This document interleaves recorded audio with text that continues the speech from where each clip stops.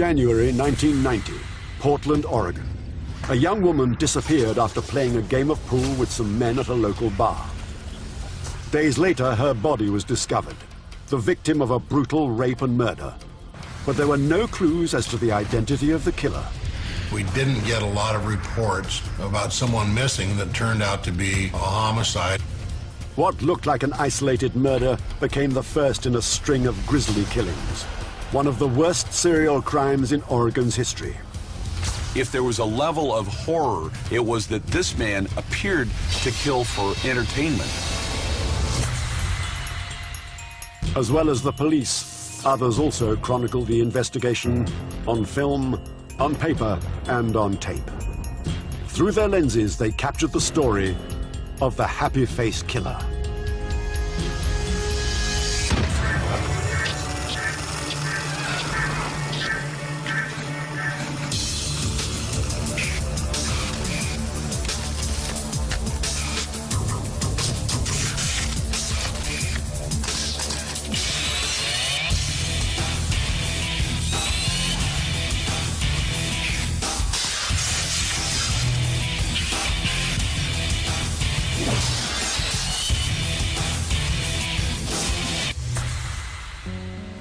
January 1990, Multnomah County, Oregon. This peaceful part of the American Northwest is covered with forests, rivers, and ravines.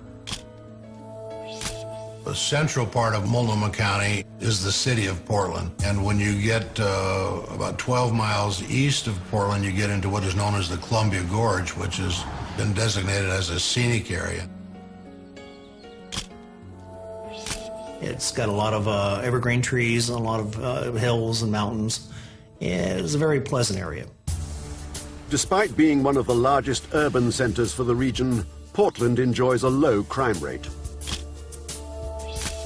Crime was actually coming down in those years because for about the last 30 years, violent crime in particular has diminished. Considering the population, our murder rate is actually rather low. Most of the people in Multnomah County live a laid-back lifestyle. In 1990, one of those people was Tanya Bennett. She was 23 years old and lived with her mother.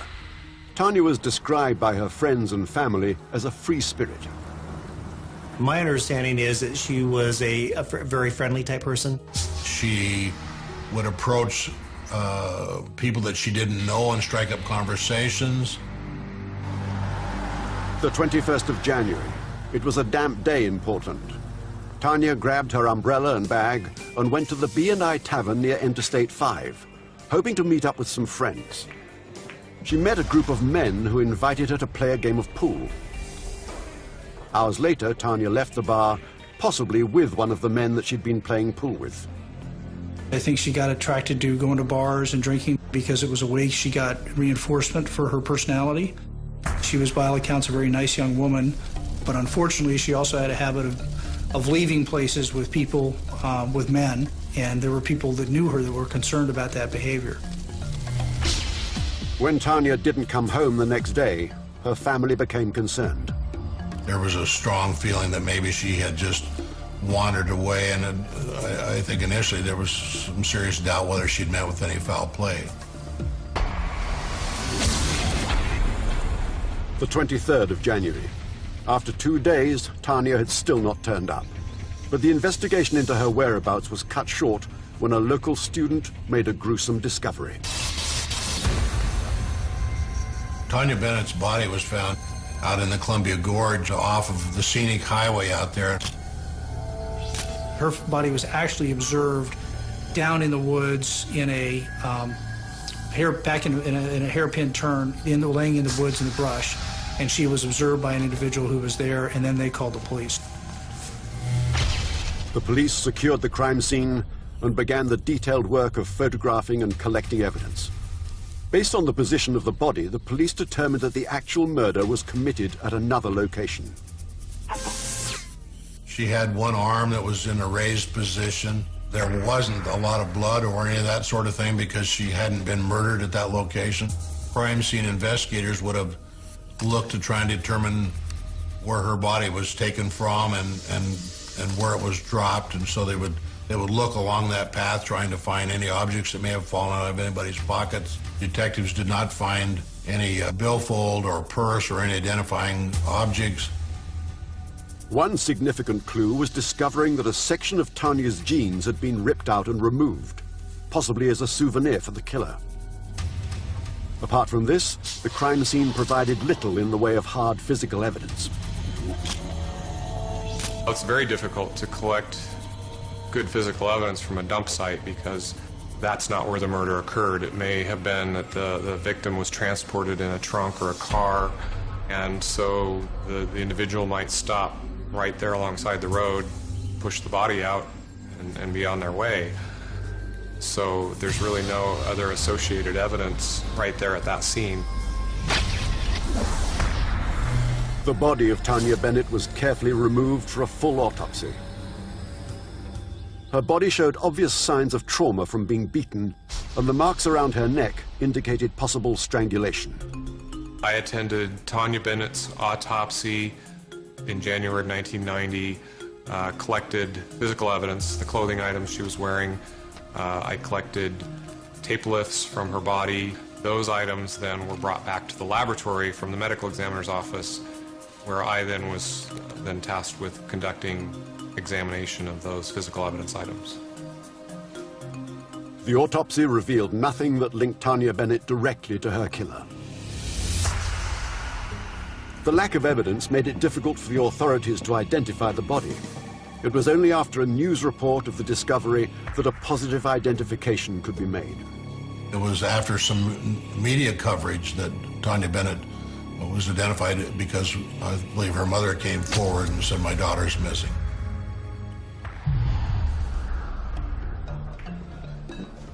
With little physical evidence to go on, the police relied on detective work to catch the culprit. Witnesses from the B&I Tavern recall seeing Tanya, but were vague about who she might have left with. They did not have very many leads. They knew that they knew her general location and residence, and they knew that she frequented bars in that area. They believed that she had left the bar in the presence of someone, but they had no physical description. Your hope is that you find the car that was used or the actual murder scene itself, in which case you might find more evidence that actually associates it back to another individual. Both local people and the authorities reacted to the violent crime with disbelief. Missing people came back home rather soon, and so missings that turned out to be deaths was a pretty unusual occurrence. The police appealed to the public, asking for help with any clues that might bring them closer to Tanya's killer. Within a few weeks of the murder, they really were not receiving much. There were people who had been in the area where the body was found that thought they had information to contribute to it, but it really all ran into nothing. The 5th of February, the police got a break in the case. The sheriff's office received an anonymous phone call. A female called up and indicated that she knew who had committed the murder, and she named a name. The police were quick to respond to the tip-off. Investigators were delighted that these anonymous calls were coming in because they hadn't, at that point, they really hadn't identified anybody as a suspect. The phone call came from a 57-year-old woman called Laverne Pavlinak. After leaving 2 anonymous messages, Pavlinak came forward with her story. At some point, Laverne called up and identified herself and says, "I'm Laverne Pavlinak, and I'm living with John Sosnovsky, and I think John is responsible for the murder of Tanya Bennett." It was the call the police needed to move forward with their investigation. But when you get a break in a case, there's always an adrenaline rush. And so to get that sort of a phone call, particularly if the person on the other end of the line seemed credible, it's very exciting. The story Laverne Pavlinak told the police detailed the shocking rape and murder of an innocent young woman at the hands of Pavlinak's live-in boyfriend. But there was more than one killer involved in Laverne's story, and there were to be many more victims. February 1990, Portland, Oregon. The police investigating the murder of Tanya Bennett received a tip-off from 57-year-old Laverne Pavlinak. A female was trying to implicate John Sosnowski in a homicide, and subsequently law enforcement determined that the caller was in fact Laverne Pavlinak. As a result of the anonymous calls that Laverne made, law enforcement went out and talked to her. Pavlinak revealed to the police that she had overheard Sosnowski bragging to a friend about killing Tanya. She was talking about a truck stop on Interstate 5 south of Portland where John had been hanging out. According to Laverne, Sosnowski left the truck stop with Tanya and drove to a building called Vista House, where he raped and murdered her. In addition to him being placed at the scene by Laverne, a police search of Sosnowski's personal belongings also uncovered an incriminating note. They found a piece of paper, and on that piece of paper it said, T. Bennett, good piece. There was some assumption that maybe that John Sosnowski had created that document. When the authorities questioned John Sosnowski, he maintained his innocence. The police asked him to submit to a lie detector test, and he agreed. With regard to John Sosnowski's polygraph examination, it's my recollection that he was being deceptive in his statements. Days after the police search, Laverne called them with more evidence. As further proof, Laverne produced a section of ripped jeans. It was the same size and shape as the piece probably torn off and removed by Tanya's killer. And the police took that to the crime lab and tried to match it to the Levi's of Tanya Bennett. And they realized at that point that this was not a legitimate piece of evidence, and that Laverne was trying to implicate her boyfriend very hard. So they weren't ignoring her, but they were certainly puzzled by her actions. Despite the fabricated evidence, the police focused their investigation on Sosnowski. I believe that Laverne Pavlinak was involved in a relationship that she wanted to get out of. This relationship with Laverne apparently had been a very bad relationship. He was a very severe alcoholic. Laverne got frustrated with the investigators because she felt like she had given them everything they needed to arrest John Sosnowski, but the investigators felt like the information was very sketchy. In building the case against Sosnowski, Laverne's testimony was still all the police had to go on. There were no eyewitnesses to the crime and nothing tying Sosnowski to the victim. That John Sosnowski had no details that were helpful to the investigation. John adamantly denied any involvement in this homicide. Without sufficient evidence, the police could not apply for an arrest warrant for Sosnowski. It was shortly thereafter that Laverne contacted law enforcement. When she realized that John Sosnowski was not likely to get arrested, she called up one of the detectives and said something to the effect that it's correction time. And what she meant by that is, I need to get my story correct to you folks, and I need to tell you that I was there when all these things happened. February. In a stunning revelation, Laverne Pavlinak came forward and offered a full confession to the police, claiming that she had participated in the rape and murder of Tanya Bennett. Laverne's explanation of the way in which the crime occurred was both detailed and, again, fit what occurred from the facts. Laverne described a sequence of meeting Tanya Bennett at a truck stop south of Portland, that John and she were driving Tanya Bennett north into Portland. They got up on the scenic highway out by the Vista House, and she describes that initially it was all kind of playful, and that she assumed that John was going to have sex with Tanya. When they got up to the Vista House, she described it as it turned much more sinister, and that at that point John raped her, and that there was actually a rope tied around Tanya's neck.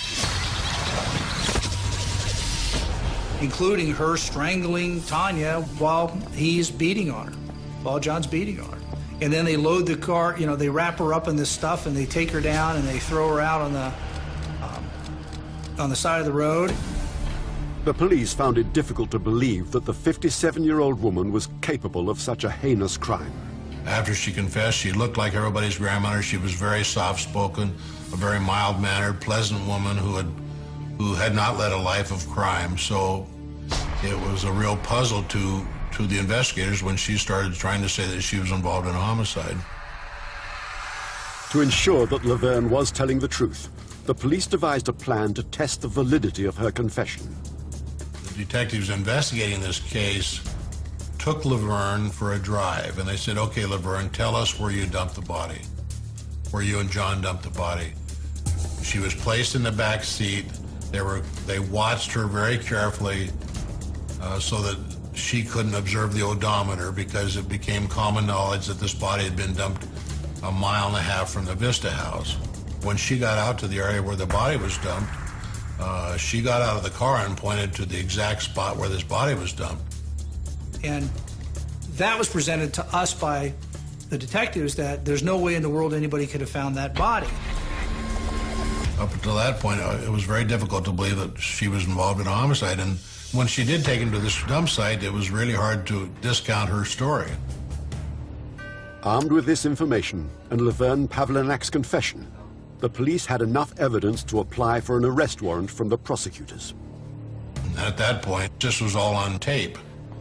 The detectives were saying, my God, we've got a taped statement from this woman who says she was there when this crime was committed. They went and talked to the prosecutors. Jim McIntyre said, well, where is Laverne today? And they said, well, she's still at home, and said she just confessed to a murder. You need to go arrest her. News of the unusual couple's arrest quickly spread throughout the county. And it was so strange because you had the killing of a young woman, you had a couple that was originally involved, and most murders are committed by one person. It happens in real life so rarely that this became a really fascinating case, both for reporters and for the public. It's pretty unusual for an individual to implicate someone that they know well as themselves in a murder crime. Charged with multiple counts of aggravated murder, a trial date was set for 57-year-old Laverne Pavlinak. With a full confession and intimate knowledge of the crime, the evidence was stacked against her. Laverne had put together a very strong case against her and John, and there was no other evidence out there to counter the case. But when Laverne Pavlinak took the stand in court, she changed her story for the second time. She recanted her earlier confession and entered a plea of not guilty. Pavlinak told the jury that she had made up the entire scenario based on what she had read in the newspapers in order to frame her abusive boyfriend, John Sosnowski. But by that time, we had a multitude of statements, and we were in a position where, well, are you lying then or are you lying now? Pavlinak insisted that she herself had planted the note in Sosnowski's papers and that she'd fabricated the evidence of the ripped jeans from a pair of trousers belonging to her granddaughter. I believe the police and the prosecutors during the trial believed that Laverne Pavlinak was lying. I mean, she had been telling them for a period of weeks that she was involved, or she knew someone who was involved in this homicide. And as very typically, after you get into the courtroom, if you're going to take the witness stand, you're going to try and change your story. The case for the prosecution appeared to be strong.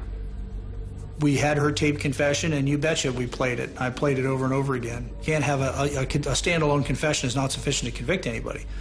But we had the evidence to corroborate.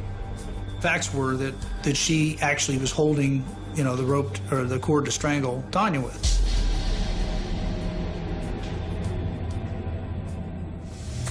The 31st of January, 1991. The jury returned their verdict. Laverne was found guilty of felony murder and the sexual assaults as an aider and abettor, as an accomplice. And she was sentenced to life in prison. The trial for John Sosnowski was scheduled to begin in March. However, before the trial began, Sosnowski changed his plea from not guilty to no contest, hoping that his cooperation would lessen his sentence. John ended up not going to trial. Once Mr. Brennan and Mr. Sosnowski saw that Laverne had been convicted by a jury, he was really probably facing tremendous jeopardy, up to and including perhaps the death penalty. Sosnowski was sentenced to life in prison with no possibility of parole for 15 years. The verdicts were reported by the local news media. The people of Portland were riveted by the bizarre case of the elderly murderer and her boyfriend. Your imagination could run wild with what might happen next, because the developments in this case were so strange that you expected that the next day there was going to be a new and even wilder revelation than the day before. One strange development that caught the public's attention came from a nearby state. While the trial was still underway, graffiti relating to the case suddenly appeared in the toilets of a truck stop in Montana. Somebody had written on the bathroom wall or the door of the bathroom that, you know, he was responsible for the death of Tanya Bennett.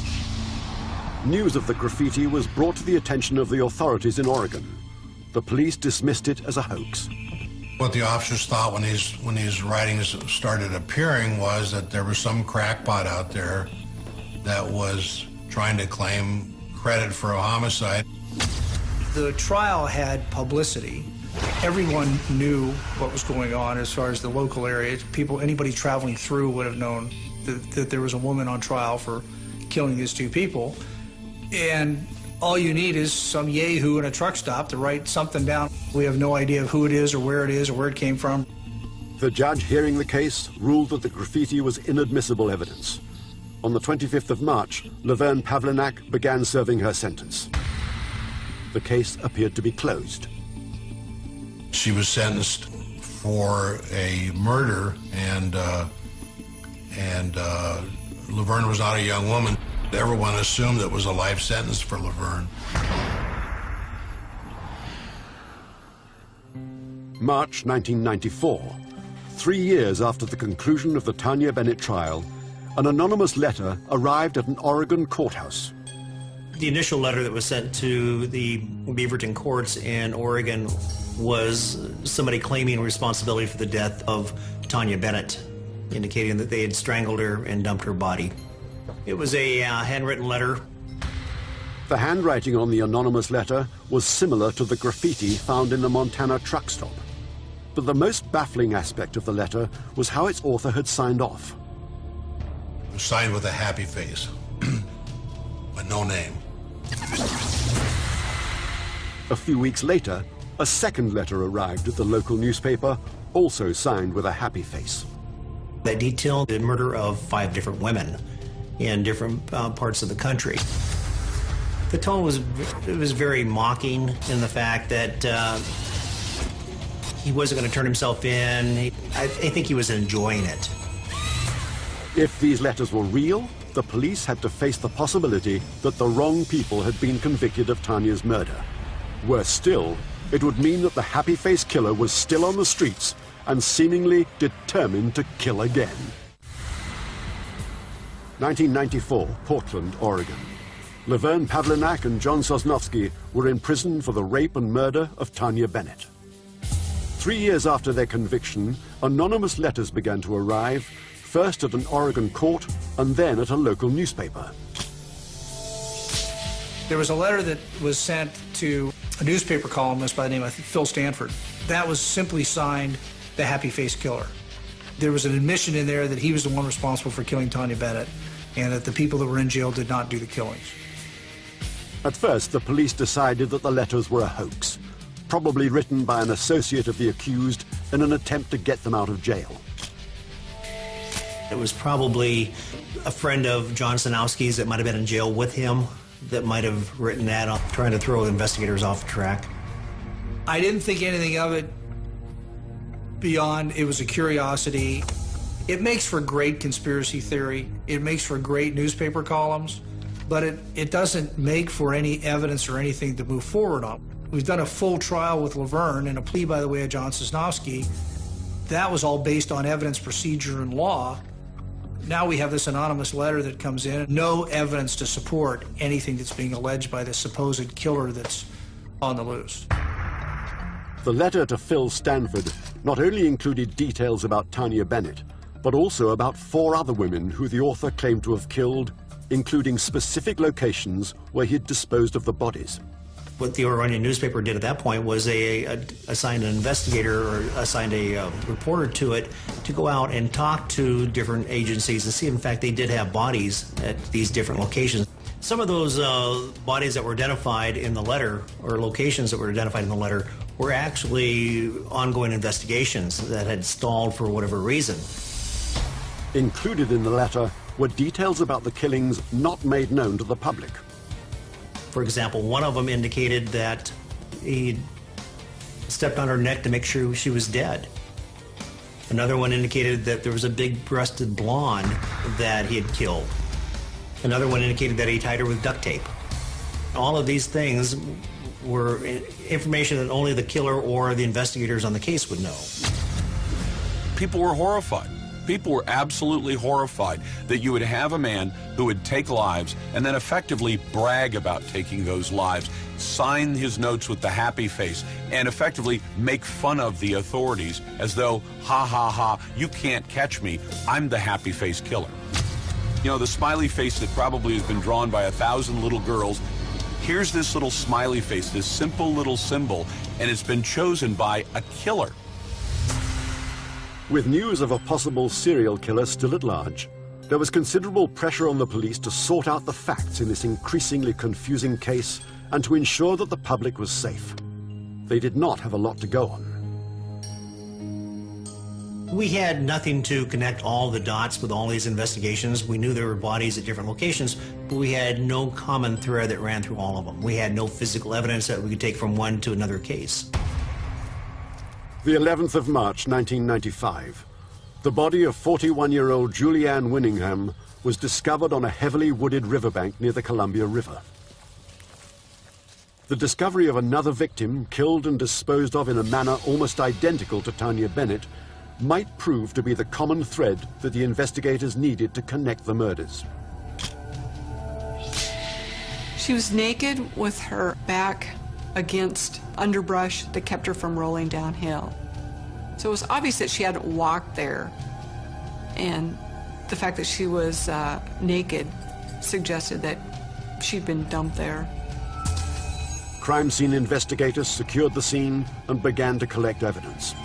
I was tasked with evidence collection and documenting where Julie Winningham's body was located at. And from there, combing the area for any other kinds of physical evidence that might link her or a suspect to that location or to her. And from there, it went to an autopsy.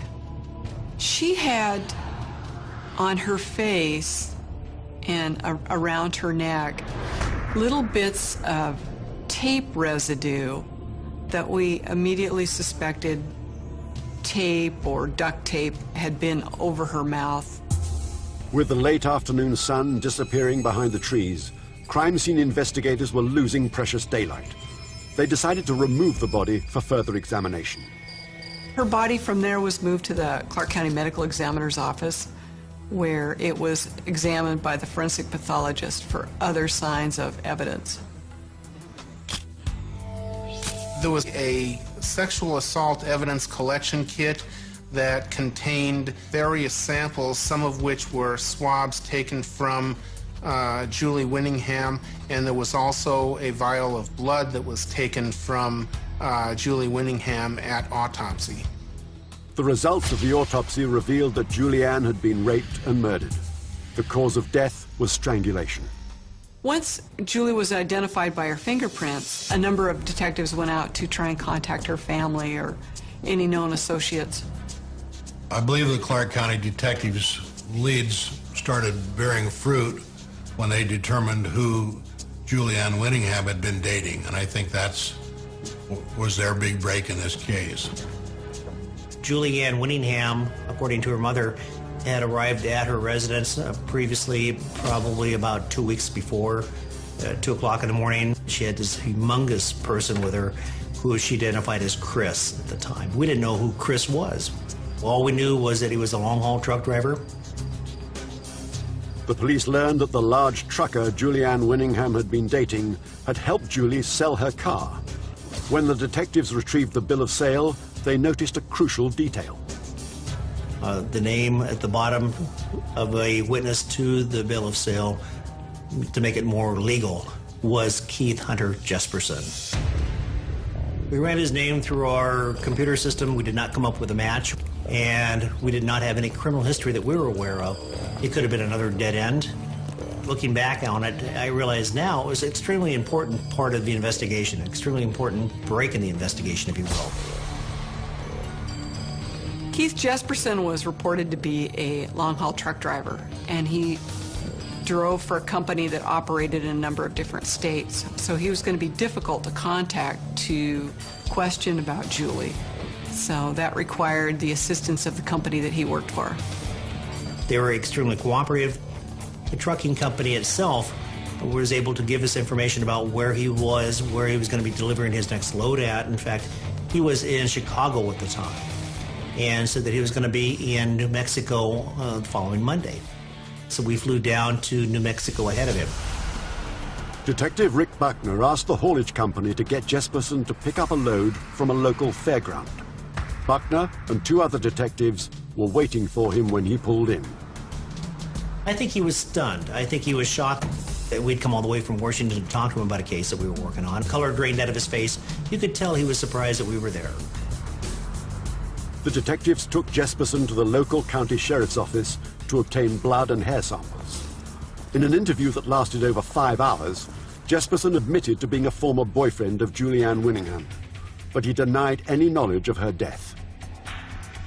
And that the last time he saw her was parked in a vacant lot between Camas and Washougal in Clark County, and that they had an argument. She got out of the truck and left. He didn't know what happened to her after that. Despite his claim of innocence, Jesperson's odd behavior during the interview raised Buckner's suspicions. He wasn't volunteering information. He never once asked us what happened to her. He never once expressed any concern over her death. I just had a feeling that there was a lot more to this than what he was telling us. But we didn't have the right to detain him any longer than that. So once we interviewed him, he was free to go, and he knew that. Before he released the truck driver, Detective Buckner handed Jesperson a card with his contact information. What I was trying to do was build rapport with him. I told Keith, I said, call me. Call me in a week. Either I'm going to take you out of my investigation or put you into it. He was agreeable. He said he'd call me. I didn't think he would ever admit to anything. He had pretty much stonewalled us. 5 days later, Buckner's strategy paid off. On Friday, I was checking my voicemail, and I had received a phone message from Jesperson. It said, "You were right. I want to turn myself in." And then he hung up. That's unheard of. I've never known anyone to have a confession on voicemail. I was ecstatic as it looked like this case was going to come together. It's such a fabulous break in the case. People that engage in those kind of crimes traditionally don't talk about them, and they certainly don't leave voicemail messages. Thanks to great detective work, Keith Jesperson was ready to turn himself in for the brutal rape and murder of Julianne Winningham. But with a series of unsolved murders to get to the bottom of, the real question facing the police was, who is the happy face killer? March 1995. The police investigating the murder of Julianne Winningham got a break in the case when Keith Jesperson, a lorry driver, admitted to the crime. He wanted to get it over with. He wanted to be recognized for something he had done. And I think he wanted the attention. I think he knew the end was near. He thought that we were following him. In a rare move, Jesperson called Detective Rick Buckner and offered a full confession over the phone. He admitted to me that he, in fact, killed Julianne Winningham by putting his fist into her throat. And he explained to me that he also had duct tape that he wrapped around her mouth because he wasn't sure if she was dead or not. And he wanted to make sure that she didn't wake up and start screaming at him again. The officers believed the actual murder happened in his truck. The fact that he didn't seem to maintain a regular residence, traveled all the time, it made sense that it probably did occur in his truck. He would spend days on the road and would virtually lived in his truck. Didn't appear that he had the same route all the time. He was all over the country. Buckner contacted the Multnomah County Sheriff's Office with news of Jesperson's arrest. Detective Buckner told me that he had someone in custody on a murder case and that he thought this person could have been involved, possibly been involved in one of our murders, and we already had 2 people in prison.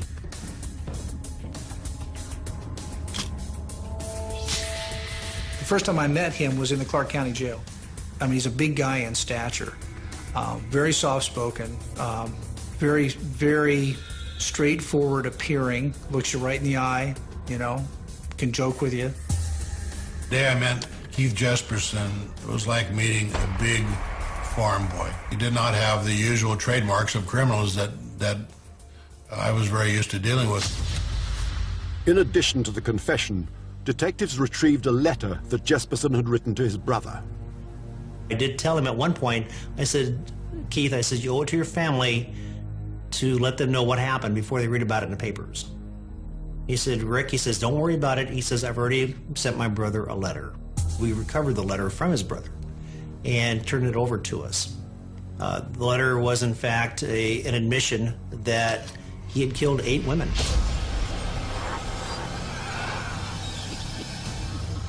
Jesperson confessed to the authorities that he was the happy face killer.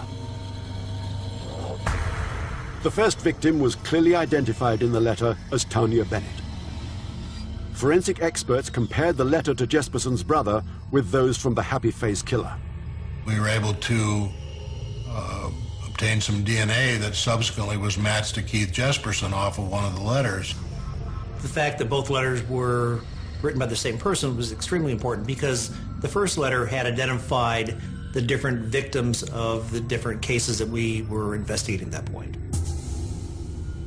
I thought, wow, this is fantastic. You know, not only do we have the death of Julianne Winningham, but we also have 7 other victims out there that we have to identify. And I proceeded to go ahead and send out teletypes to different police agencies at that point.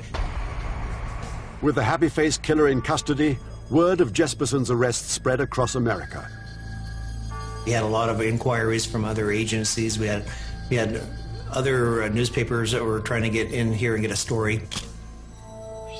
But to have a murder that allegedly was committed by 2 people is especially unusual. To then have those 2 people convicted, sent to prison, and then to have another person implicated in it, completely off the charts unusual. So very strange, very different. With Laverne Pavlinak and John Sosnowski still in prison for the rape and murder of Tanya Bennett, the police were under considerable pressure to get to the bottom of the story. Why are these people still in prison? If somebody else did this crime, shouldn't he be in prison? Shouldn't they be freed? And that's an enormous pressure. When the news media, when the newspapers lead and the television and radio then repeat those stories, that puts a lot of pressure on law enforcement. The authorities focused their efforts on getting to the bottom of what actually took place on that rainy night in 1990. They began with Jesperson's confession. He claims that he picked her up at a bar, had taken her to his apartment, or his house. They wanted to have sex, or he wanted to have sex with her, and she commented about, just hurry up and get it over with. At that point, he lost it because that reminded him of his ex-wife, and he just put his fist in her throat. Detectives were certain that Keith Hunter Jesperson had murdered Tanya Bennett. Unfortunately, they were at a frustrating impasse. They still lacked any hard physical evidence to strengthen their case. Everything that he provided them, as far as her description, how she was dressed, everything could have been information taken from the newspapers, information that anybody would have known. It wasn't until we were able to bring forth evidence that only the killer would know that Jesperson was able to provide to us. As they'd done with Laverne Pavlinak, the police took Jesperson to the crime scene and asked him to indicate the exact spot where he'd disposed of Tanya's body. When he showed us the spot where he had claimed to have dumped Tanya Bennett's body, he didn't pinpoint the exact spot. He was within several hundred yards, but he didn't pinpoint the spot. Discouraged by Jesperson's inability to locate the site where he'd left Tanya's body, the detectives turned the car around and headed back to the sheriff's office. Then Jesperson did something unexpected. He stopped. He goes, "Well, I think I threw her purse out in this area." Well, that was the very first. We had heard about the purse. That was the first time after hours and hours of talking to Jesperson that we got what we considered to be a nugget. The investigator, Chris Peterson, recruited some search teams and had them scour the area. Their efforts revealed no evidence. And they didn't find anything. And so he said, "I'm going to send him out one more time." So he sends him out one more time, and on Saturday night, he calls me, he pages me, and I return the page, and I get him on the phone. I said, "So what's up?" And he says, "Are you sitting down?" I said, "Yeah, what? What's going on?" He says, "I got Tanya Bennett's driver's license in my hand." So it was certainly an emotional experience because up until that point, I was writing that I didn't think Keith Jesperson was involved in this homicide because I had virtually nothing to connect him to the homicide. But the one single point of the driver's license at that location, under those circumstances, with everything else he gave us, because we now know Jesperson's good for this murder. The discovery of that purse and Jesperson leading them to it made that such a convincing case, the authorities had no choice but to pay attention to it and then to go back and re-examine what had happened to Sosnovsky and Pavlinek in the original case involving Tanya Bennett. Chris Peterson worked hard to get the Multnomah County District Attorney acquainted with all the intricacies of the case. He knew they would have an uphill battle. But the reality of it is, in the United States, once someone's been convicted in a courtroom by a jury, it's virtually impossible to change that verdict. Certainly anonymous letters were not going to change the outcome of the case. But the Tanya Bennett driver's license was found in underneath 5 years of blackberry growth, and that was what changed the direction of this case, and that's the only reason that John Sosnovsky and Laverne Pavlinek were ever released from prison. November 1995. With Jesperson offering a full confession and guilty plea, the mysterious murder of Tanya Bennett was finally solved. Because he's also, he's a targeted serial killer. He didn't just want to kill you or me or anybody he ran into. He had a group of people that he was killing, and Tanya Bennett was fit that group. I don't think Keith Hunter Jesperson should ever be released. I think he's a danger to society. Here's a man that's killed 8 women that we know of, and he enjoyed killing. Would he ever stop? I don't think so. I don't think he should ever walk free among people again. After serving 4 years for a crime they did not commit, Laverne Pavlinek and John Sosnovsky were released from prison. It was pretty incredible wake-up call that people can be sent to prison for something they didn't do. For those personally affected by the happy-face killer, life will never be the same again. Julie Winningham had children. They no longer have a mother. She was 41 years old at the time. So it's a lot of years that her family was deprived of her company. Julianne's family was traumatized by this whole incident. Her son had a hard time dealing with it. Well, it's got to be rough. I know that if I called my mom and said, "Hey, I need to come wherever you are," she would have accepted me. That's what I missed the most. And it's hard to accept. But I got to be able to move on, or else he'll always win if I don't move on. I'm proud that I survived, and I did it in my own way, and I'm talking because someone needs to speak out for victims. Tragically, the trail of victims could perhaps have been avoided were it not for Laverne Pavlinek.